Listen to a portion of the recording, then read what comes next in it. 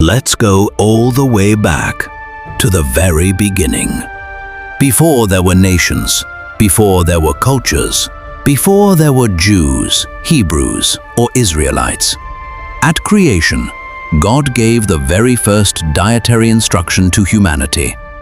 In Genesis 1:29, He said, "Behold, I have given you every herb bearing seed, and every tree, in the which is the fruit of a tree yielding seed. To you it shall be for food." In other words, the original menu was simple. Foods that come from the seed, fruits, vegetables, grains, nuts, plants growing from the earth. There was no flesh eating at creation, just the foods God designed to grow from the ground. And here's something interesting. About 3,000 years later, when Daniel was taken captive to Babylon, he didn't suddenly invent a new diet. That was the diet he grew up with.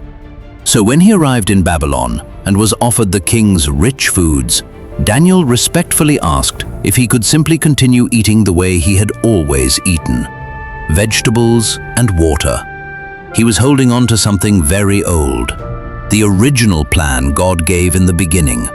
And it turns out, this food made Daniel and his 3 companions stronger and healthier than all the others. The difference became clear in just 10 days. And remember, this instruction was given long before there was ever a Jew. It was given at creation for all humanity.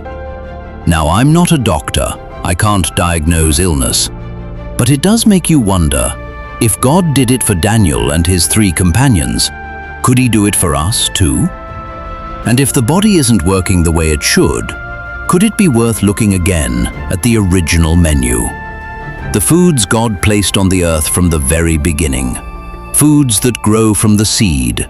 Foods designed by the Creator Himself. Is it possible that something so simple could make a difference? After all, this isn't a new idea. It's simply what God said.